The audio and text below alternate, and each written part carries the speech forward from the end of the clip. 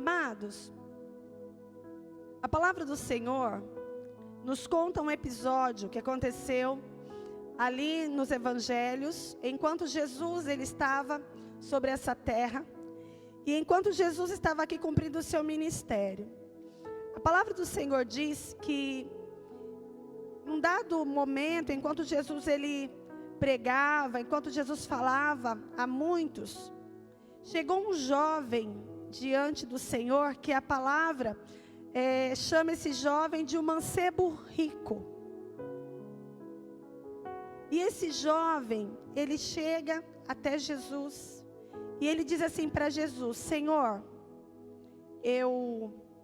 olha, o que é necessário para herdar a vida eterna? O que é necessário para herdar a vida eterna? Amados, aquele jovem perguntou para Jesus, porque ele reconhecia em Jesus ser o mestre, ele reconhecia Jesus ser Deus. Senão ele não teria perguntado para Jesus, não é? E aí ele pergunta. E Jesus imediatamente responde para ele assim: olha, ou melhor, perdão. E aí aquele jovem, ele diz para Jesus assim: olha, eu leio a palavra, eu obedeço os mandamentos, eu jejuo, eu sou dizimista, eu venho até a sinagoga, eu creio em Deus. O que eu preciso fazer? Ou o que me falta? E aí, amados, Jesus ele disse assim para aquele jovem: vende tudo o que é seu, e do dinheiro entrega aos pobres. Do que você arrecadar, entrega àqueles que não têm. E depois você me segue. A palavra diz que aquele jovem, ao ouvir isso, entristeceu-se no seu coração, virou as costas e foi embora. Queridos, nós estamos,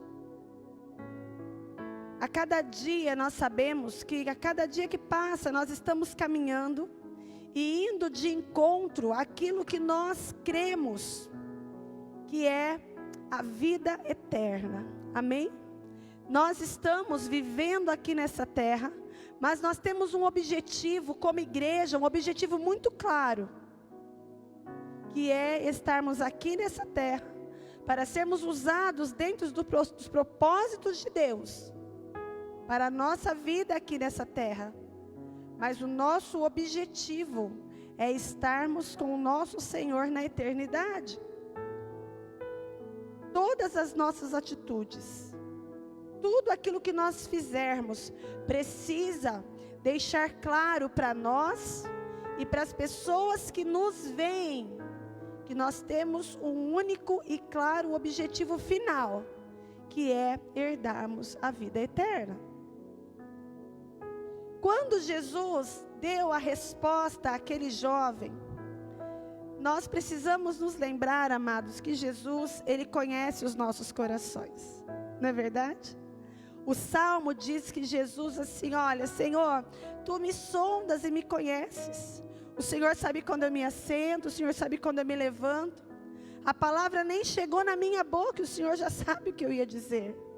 Nada é possível ser escondido do Senhor. Quando o Senhor Jesus, ele disse para aquele jovem: jovem, vende tudo o que você tem, entrega aos pobres e depois me siga. Jesus estava chamando a atenção daquele rapaz, de que tudo o que ele estava fazendo era bom. Ele lia a palavra, muito bom. Ele frequentava a igreja da época, isso era muito bom. Ele era um ofertante, ótimo, muito bom. Porém, amados, qual era o que faltava para aquele jovem? Faltava para aquele jovem que ele cumprisse o primeiro mandamento. E qual é, amados, o primeiro mandamento? Amar a Deus acima, mais, sobre todas as coisas. Amar a Deus acima de qualquer outra coisa. Nada, nada, nada pode estar nas nossas vidas acima do nosso Deus.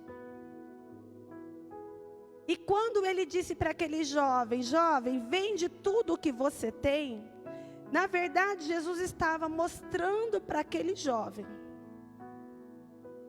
que não bastava ele cumprir os outros mandamentos se ele não cumprisse o primeiro. E talvez aquele jovem que já caminhava há muito tempo servindo ao Senhor, ele estivesse desapercebido da real situação em que ele estava. Amados, eu não tenho dúvida que aquele jovem, quando ele chegou em Jesus, ele estava muito seguro. Eu imagino que ele tenha pensado assim: bom, eu estou de acordo com a lei, estou cumprindo a lei, então quando eu perguntar para Jesus, Jesus vai dizer assim para mim: querido, você é perfeito. Você está fazendo tudo o que Moisés mandou que se fizesse. É suficiente. Você já é um herdeiro da vida eterna. Imagine, irmãos, que aquele jovem, ele não reconhecia a real situação que ele estava vivendo. Uma situação de que ele, o lugar de o primeiro na vida dele, o primeiro lugar já estava ocupado por outras coisas, que não era Deus. Quando nós falamos, amados, a respeito disso, nós precisamos refletir também sobre as nossas vidas. Eu estive lendo a palavra, e talvez assim como você já tenha lido muitas vezes esse versículo. Amar a Deus sobre todas as coisas. E amar ao próximo, não é o versículo seguinte? Amar ao próximo, como a ti mesmo. E quando a palavra de Deus fala que eu tenho que amar o próximo como a mim mesmo, eu posso entender que o Senhor está falando de pessoas, né, de seres humanos.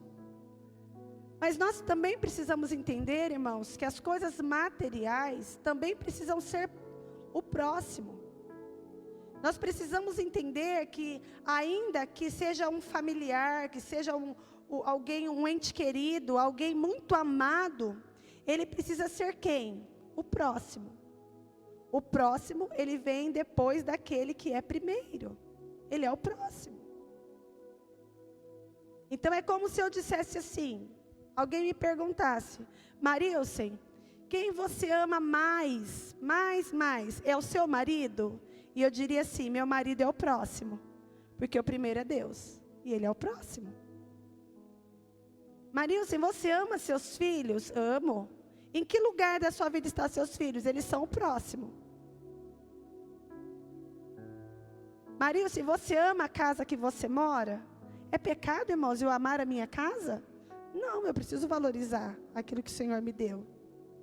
Eu amo estar na minha casa. Mas em que lugar está ali? É o próximo. Depois. Nunca pode ser, amados, o primeiro. Mas nessa noite, assim como Jesus confrontou aquele jovem, ele nos confronta também. Se Jesus hoje, não vai acontecer assim, tá, irmãos? Não vai acontecer assim. Mas se assim o fosse, se acontecesse hoje o arrebatamento, e Jesus fosse perguntar a cada um de nós, Jesus dissesse para nós assim: olha, deixa todas as coisas e me siga. Será que nós deixaríamos? Senhor, mas assim, tudinho? Ou tudão? Tudo mesmo? e Jesus dissesse: tudo mesmo. Talvez, amados, ainda mais nós que somos brasileiros, né? Temos aquele hábito de dar um jeitinho em tudo. Talvez nós disséssemos assim: mas também eu estou sendo arrebatado. Eu vou para um lugar onde eu não preciso de nada do que eu tenho aqui nessa terra. Nem desse corpo que eu tenho eu não preciso. Então, claro que eu deixaria tudo. Nós podemos nos lembrar da mulher de Ló. A mulher de Ló, foi dada uma ordem para ela: nem olhe para trás. Deixa tudo. Porque isso que vai garantir a sua salvação. Larga tudo. E a palavra de Deus diz que o que ela fez? Ela olhou para trás. Talvez, amados, até numa situação de arrebatamento, se tivéssemos a oportunidade, nós nos arriscaríamos a dizer assim: só um minutinho, Senhor, vou ali ver se é minha esposa, vou ver se é o meu marido, vou ver se é o meu filho, vou ver se minha mãe, meu pai, eu vou ver se não é bom eu dar uma corridinha lá.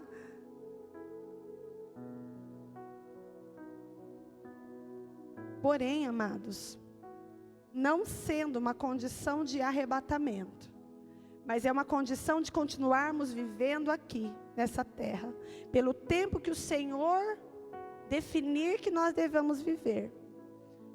O Senhor Jesus, ele pergunta para nós: você me ama acima de todas as coisas?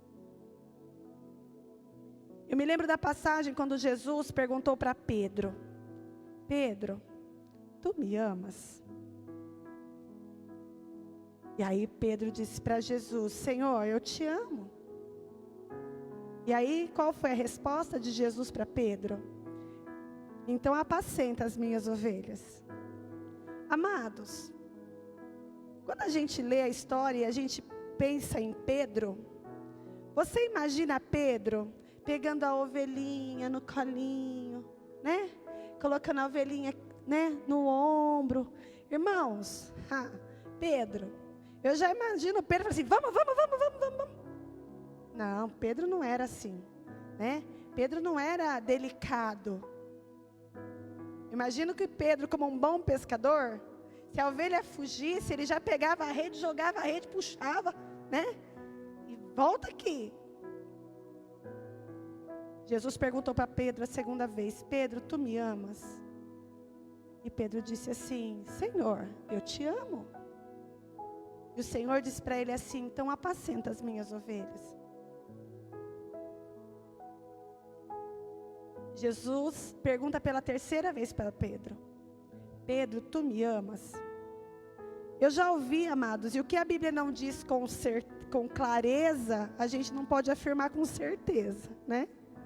Mas eu já ouvi assim, que Jesus perguntou para Pedro 3 vezes a respeito do amor, por conta de que Pedro depois ia negar Jesus 3 vezes, era uma forma de confronto ou de compensação. Mas eu penso que Jesus estava falando para Pedro assim: Pedro, eu não estou te perguntando se você vai me amar do seu jeito, se você vai me amar quando você tiver vontade, se você vai me amar por causa do bem que eu te fiz. Se você me ama, Pedro, seja menos você e seja mais eu. Apacenta as minhas ovelhas. Faça não do seu jeito, não na sua vontade, não com as suas forças, não com o seu peso e nem com a sua medida, mas faça como eu faria. Apacenta as minhas ovelhas. Quando nós falamos, amados, a respeito de amar a Deus sobre todas as coisas, esse versículo que nós lemos de Gálatas, ele traz para nós o verdadeiro sentido do que é amar a Deus sobre todas as coisas. Se nós formos analisar a vida de Paulo, amados, quem era Paulo, né? Paulo era um homem, um soldado, um homem de guerra. Ele foi aquele designado para matar os cristãos, fazia e amava o que fazia com prazer. Sabe igual você levanta da cama para ir trabalhar e fala assim: uau, é hoje, que satisfação em ir trabalhar naquele lugar maravilhoso. Então, Paulo era mais empolgado que você. É hoje, eu quero pegar aqueles cristãos lá, mas olha, eu quero fazer uma festa. Quero matar um por um, e aonde que eu não der conta, eu tenho quem vai comigo e me ajuda. Mas a palavra de Deus fala que depois de conhecer a Jesus, depois de ter um encontro com Cristo, Paulo, com o mesmo afinco que ele foi contra o Evangelho, ele foi a favor depois do Evangelho.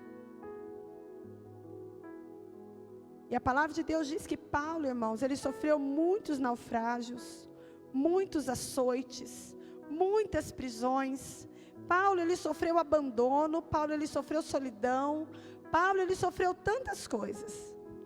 E aí ele vem nesse versículo de Gálatas, falando aos Gálatas, depois de ser questionado: por que, Paulo? Por que você se sujeita a isso? Por que você aceita isso? Por que você ainda continua? Paulo, ele responde: eu já estou crucificado com Cristo. Agora, não sou eu mais quem vivo, mas quem vive em mim agora é Cristo, né? O versículo diz assim: estou crucificado com Cristo, não obstante eu vivo, porém não eu, mas Cristo vive em mim. E ele continua dizendo assim: e a vida que agora vivo na carne, vivo-a pela fé no Filho de Deus, que me amou e entregou-se a si mesmo. Queridos, essa vida que você está vivendo, ela é a sua vida? Porque se a vida que nós estamos vivendo, ela é nossa, já passou da hora de ser crucificada. Se a vida que nós estamos vivendo hoje, é a vida onde nós vivemos o que queremos, da forma como queremos, e buscamos aquilo que nos satisfaz, e ainda assim, dizemos que queremos fazer a vontade de Deus, então nós precisamos pegar essa vida e crucificá-la. Por que Paulo passou por tudo o que ele passou e ele não desistiu? Porque ele dizia: a vida que eu vivo hoje, ela não é minha, porque eu já estou crucificado. Em outras palavras, Paulo estava dizendo assim: porque eu já morri. Paulo, você não tem medo de morrer? Eu? Não, eu já morri. Não tenha medo de morrer. Paulo, o navio está naufragando. Paulo, você não está com medo? Você não está preocupado? Não, porque a vida que eu vivo hoje, ela não é mais minha. Essa vida é a vida de Cristo. E se Deus me mandou entrar nesse navio, é porque Ele tinha um propósito. Eu tenho certeza que o navio vai atravessar o mar e vai chegar do outro lado, porque quem mandou eu entrar no navio me disse que eu chegaria do outro lado e que eu cumpriria o seu propósito. Amados, não é errado você querer ter uma boa casa. Não é errado nós queremos ter uma boa casa, um bom carro, um bom emprego. Tudo bem. Desde que isso não tome na minha vida o lugar de Deus. Desde que isso seja depois. Primeiro eu preciso amar a Deus sobre todas as coisas. Por que é que eu quero uma boa casa? Eu me lembro de ter ouvido uma palavra, amados, que diz assim: olha, eu vou perguntar para você, você vai concordar comigo. Morto exige a comida que vai comer? Sim ou não? Nem come, né? Morto fica triste? Magoado? Não, né? Morto não fica nada disso, né? Morto fica de mimimi? Não. Por quê? Porque já está morto. E quando amados, a palavra de Deus nos fala que quando nós pecamos, quando nós nos afastamos de Deus, o que acontece? O velho homem, ele quer o quê? Ressuscitar. E aí é a hora da gente falar assim, ô magoadinho, ô magoadinha, você já morreu, viu? Morto não fica magoado. Ô mimizento, pode parar. Volte para o lugar dos mortos, porque lá é o seu lugar. Agora quem vive não sou mais eu, quem vive agora é Cristo. Amados, e quando nós lemos a palavra, nós vemos que Jesus não tinha tempo para essas coisas. Me lembro agora de uma canção, né, do Diante do Trono, que a canção diz, eu não tenho tempo para ressentimento. Nós não temos tempo para gastar com isso, porque nós vamos viver uma eternidade inteira.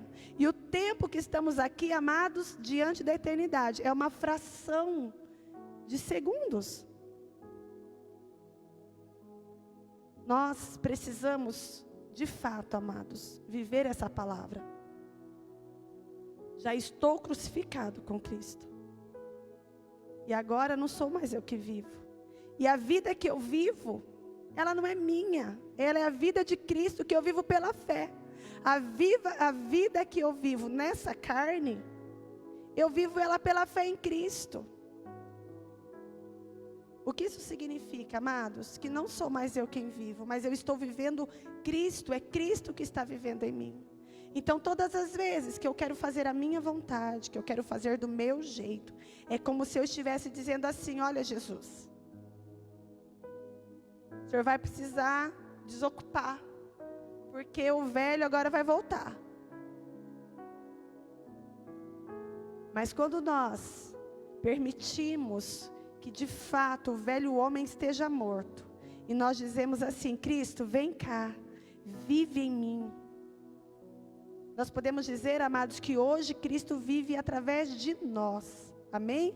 Cristo vive, Ele está vivo através de nós.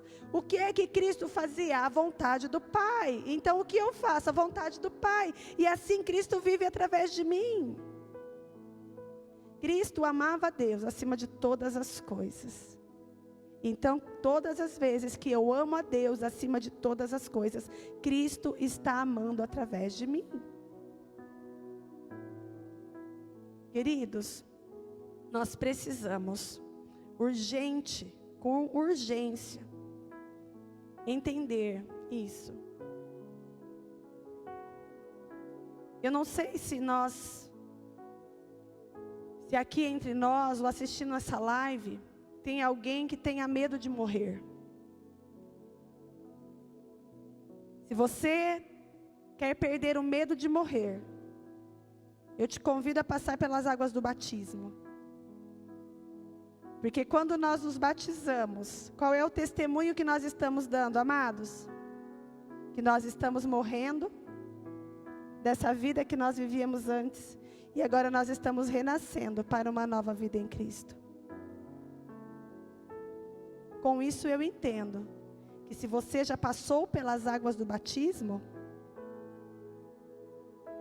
já morreu.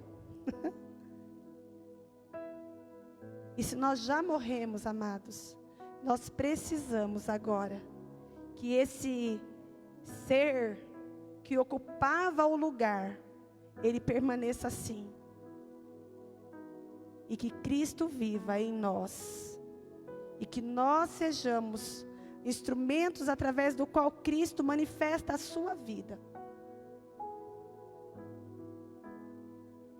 Se nós não morrermos para este mundo, nós não estaremos aptos a viver a vida eterna. Quero repetir isso. Se nós não morrermos para este mundo, nós não estamos aptos para a vida eterna. Foi isso que Jesus falou para aquele rapaz. Você está muito apegado a este mundo. Você está muito ligado às coisas terrenas. Então faça o seguinte. Pega esse homem, essa pessoa que habita aí nesse corpo, e que está tão apegada às coisas terrenas, e mata ele. E aí que você venha viver uma nova vida. Uma vida onde Deus está em primeiro lugar. Onde você possa amar a Deus sobre todas as coisas. Nessa noite, amados, nós vamos orar.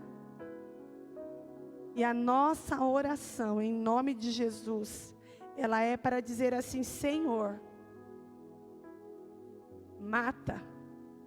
Me ajuda a matar essa pessoa que eu tenho sido, que tem ocupado o seu lugar. Amados, talvez você, assim como eu, muitas vezes, você possa dizer assim: mas eu não coloco a minha casa no lugar de Deus. Eu não coloco o meu filho no lugar de Deus. Eu não coloco meu marido. Eu não coloco bens. Eu não coloco essas coisas no lugar de Deus. Não mesmo, amados, porque não cabe. Porque nós mesmos já estamos assentados ali. Não é verdade? Não dá para colocar. Você acha? Eu vou colocar meu marido sentado aqui nesse trono? Quem vai sentar sou eu. Pode ser que você ou eu não tenhamos colocado nada naquele trono, mas nós estejamos confortavelmente assentados sobre ele. E sabe quem somos nós, amados? Nós somos o próximo. Ou melhor, né? Talvez nós sejamos o próximo do próximo. Ama o próximo, como você ama você, a si mesmo. E nessa noite nós possamos orar e dizer ao Senhor: Senhor, eu quero te amar sobre todas as coisas. E amar ao Senhor sobre todas as coisas é dizer assim: agora quem vive não sou mais eu. Porque enquanto eu estiver vivendo aqui, amados, eu sempre vou cair no erro de querer fazer a minha vontade, viver do meu jeito, buscar a minha satisfação.